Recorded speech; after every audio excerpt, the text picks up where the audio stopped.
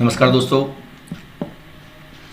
मैं Pramod Srivastava learning math इस सूजी अनमोल चैनल में आपका स्वागत करता हूं। और मैं आपको बता दूं कि जो 2021-22 में मेरिट कम मीन्स का जो पेपर आया था उसमें NMMSS का, तो उसके लिए जो दो हिस्से होते हैं। तो दूसरा वाला जो हिस्सा होता है शैक्षणिक योग्यता वाला, उसके मैं इससे पहले वाले वीडियो में 1 से 30 तक क्वेश्चन बता चुका हूं और अब 31 से 45 तक 15 क्वेश्चन यहाँ पे मैं आपको इसमें बताऊंगा। तो निश्चित ही ये क्वेश्चन आपको आने वाले पेपर में मदद करेंगे। चलिए देखते हैं, बिना समय गवाए अपन चालू करते हैं वीडियो को और आगे बढ़ाते हैं। तो 31वां प्रश्न यहाँ पे आता है, ध्वनि किस माध्यम में संचरण नहीं होती? मतलब आवाज़ जो है कौन से माध्यम में नहीं जा सकती? तो जहाँ पे हवा नहीं होगी वहाँ पर ध्वनि नहीं जा सकती। अगर अपन बोलेंगे तो कुछ भी आवाज़ सुनाई नहीं देगी जहाँ पर ध्वनि नहीं होगी। जहाँ पे मतलब वायु नहीं होगी। तो वायु कहाँ नहीं होती है अपन जानते हैं, तो वायु या निर्वात में, निर्वात वाला जो हिस्सा होता है उसमें वायु नहीं होती है। तो यहाँ पे 31वें प्रश्न का जो उत्तर है वो डी नंबर का सही होगा। निर्वात में वायु का, ध्वनि का या आवाज़ का संचरण नहीं हो सकता। तो 31वें प्रश्न का उत्तर डी नंबर का सही है, निर्वात। चलिए अब 32वां प्रश्न हम देखते हैं। 32वें प्रश्न में लिखा हुआ है, लोहे की वस्तुओं को क्षारण से रोकने के लिए कौन सी प्रक्रिया अपनाई जाती है? तो यहाँ पर देख सकते हैं ये प्रश्न एक बार पहले भी आ चुका है कि जंग को कैसे रोकते हैं। तो जंग, और ये एक ही बात होती है यहाँ पर। तो लोहे की वस्तुओं को जंग से रोकने के लिए अपन जानते हैं इसका लेपन किया जाता है। तो यहाँ पे जो 32वां प्रश्न है उसका जो सी नंबर का प्रश्न सही है, विद्युत लेपन। विद्युत लेपन से अपन लोग उसके क्षारण को, लोहे की वस्तुओं के संचारण को या क्षारण को रोक सकते हैं। तो ये होगा 32 नंबर का सी नंबर का प्रश्न। 32वें प्रश्न का सी नंबर का उत्तर सही होगा, विद्युत लेपन। चलिए आगे बढ़ते हैं और अगला प्रश्न की ओर बढ़ते हैं। देखते हैं 33वें नंबर का प्रश्न जो है, किस उपकरण में से भूकंप की तीव्रता मापी जाती है? तो जहाँ भूकंप आते हैं वहाँ पर कौन सा ऐसा यंत्र होता है जिससे भूकंप की तीव्रता को मापा जाता है कि वो कितना तीव्र आया है भूकंप? तो वो रहता है यंत्र रिएक्टर पैमाना। तो 33वें प्रश्न का उत्तर जो है वो ए नंबर का सही है, रिएक्टर पैमाना। तो रिएक्टर पैमाने से भूकंप का जो तीव्रता होती है वो जांची जाती है, पता की जाती है। 34वां प्रश्न आता है यहाँ पर, प्रकाश का अपने घटक रंगों में विभक्त होने की कहते हैं। एक्चुअली क्या है यहाँ पे, जब प्रकाश को अपने घटक रंगों में विभक्त किया जाता है तो उसे एक तरह से अपन उस घटना को वर्ण विक्षेपण कहते हैं, जो कि इसमें कहीं मुझे नज़र यहाँ आ नहीं रही इस क्वेश्चन में। अब बर्तन में किरण निकलती हैं, प्रतिबिंब में उसका इमेज बनता है, फैलाव में वो फैल जाता है। तो प्रकाश का अपने घटक रंगों में विभक्त होने की जो प्रक्रिया होती है उसे वर्ण विक्षेपण कहते हैं। और जो इनमें से कोई सी है नहीं, इसलिए अपन लोग डी नंबर का उत्तर लिखेंगे, इनमें से कोई नहीं।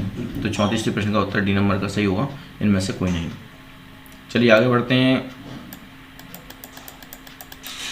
35वां प्रश्न है, किस ग्रह को सुबह का तारा या शाम का तारा कहा जाता है? भूर का तारा भी कहते हैं इस शब्द को, भूर का तारा शब्द भी यहाँ पे यूज होता है, बाकी यूज होता है, भूर का तारा भी कहते हैं। तो किस ग्रह को सुबह का तारा या शाम का तारा कहते हैं? तो वो होता है शुक्र ग्रह।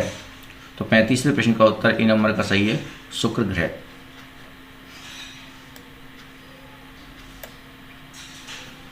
अब यहाँ पे सामाजिक विज्ञान के क्वेश्चन आते हैं और ये क्वेश्चन लेकिन अपन को 45 तक क्वेश्चन ही सॉल्व यहाँ पे करना है इस वीडियो में।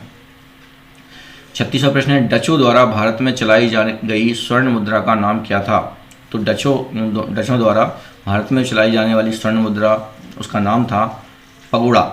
पगोड़ा नाम की जो मुद्रा थी वो डचों ने चलाई थी भारत में। ठीक है, 36वें प्रश्न का ए नंबर का उत्तर सही है, पगोड़ा। चलिए 37वां प्रश्न देखते हैं। उसमें लिखा है, प्लासी के युद्ध के समय बंगाल का नवाब कौन था? तो प्लासी का जब युद्ध हो रहा था उस समय बंगाल का जो नवाब था, जो बादशाह था वहाँ का, वो था सिराजु उद्दौला। तो 37वें प्रश्न का उत्तर बी नंबर का सही है, सिराजु उद्दौला। आगे बढ़ते हैं और देखते हैं 38वां प्रश्न। 38वें प्रश्न में लिखा है कि स्थायी बंदोबस्त कब लागू किया गया था? तो स्थायी बंदोबस्त जो था वो 1793 ईस्वी में चालू हुआ था। स्थायी बंदोबस्त कब लागू किया गया था? 1793 में। तो यहाँ 38वें प्रश्न का उत्तर सी नंबर का सही होगा, 1793। 39वां क्वेश्चन आता है, यहाँ पे लिखा है कि सन 1829 ईस्वी में किस कुप्रथा पर रोक लगाई गई थी? तो 1829 ईस्वी में कौन सी कुप्रथा पर रोक लगाई गई थी?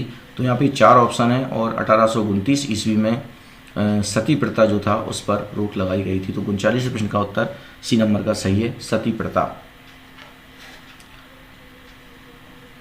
अगला प्रश्न आता है और अगले प्रश्न में अपन देखते हैं 40वां प्रश्न जो है उसमें लिखा है कि मुगल काल में दीवान और वजीर क्या काम संभालते थे। तो ये मुगल और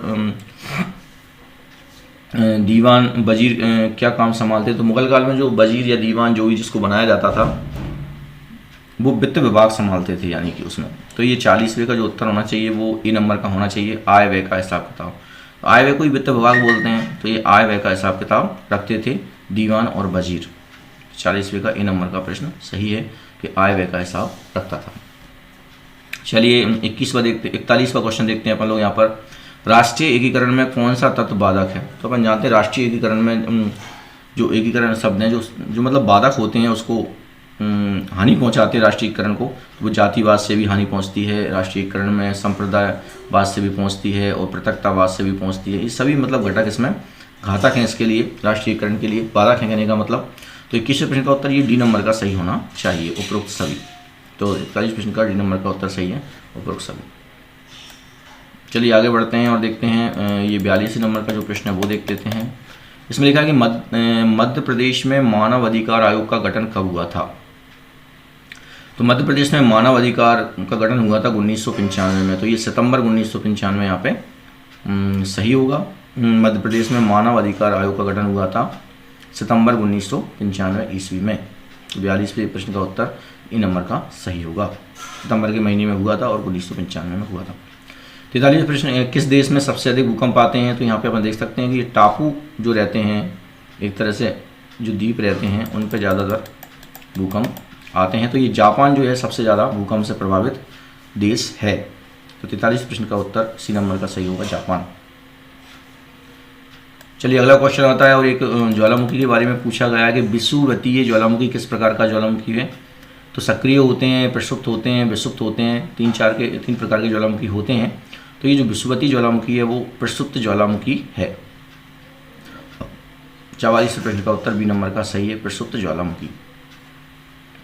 45वां प्रश्न यहाँ पे आता है कि भेड़ाघाट किस जिले में स्थित है। तो भेड़ाघाट अपन जानते हैं जबलपुर में स्थित है। भेड़ाघाट जो है जलप्रपात एक तरह से, तो किस जिले में स्थित है। ये 45 नंबर का जो प्रश्न है उसका उत्तर डी नंबर का सही है, कि भेड़ाघाट जबलपुर जिले में स्थित है।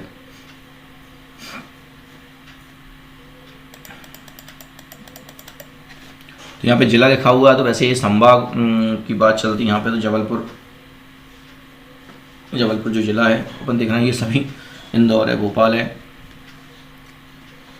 ग्वालियर है। तो यहाँ पे जबलपुर जिले में ये भेड़ाघाट स्थित है। 46वां प्रश्न देखते हैं, पानीपत का तृतीय युद्ध किस वर्ष में हुआ था। तो पानीपत का जो तीसरा विश्व युद्ध हुआ था वो हुआ था 1761 में। पानीपत का तृतीय युद्ध किस वर्ष में हुआ था, सन 1761 में हुआ था। तो 46वें प्रश्न का उत्तर 3 नंबर का सही है, सन 1761।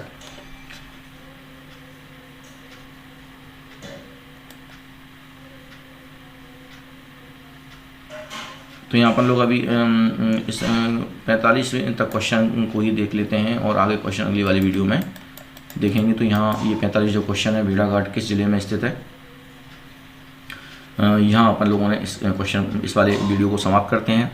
तो धन्यवाद सोती। अगले क्वेश्चन अपन लोग अगली वाली वीडियो में देखेंगे।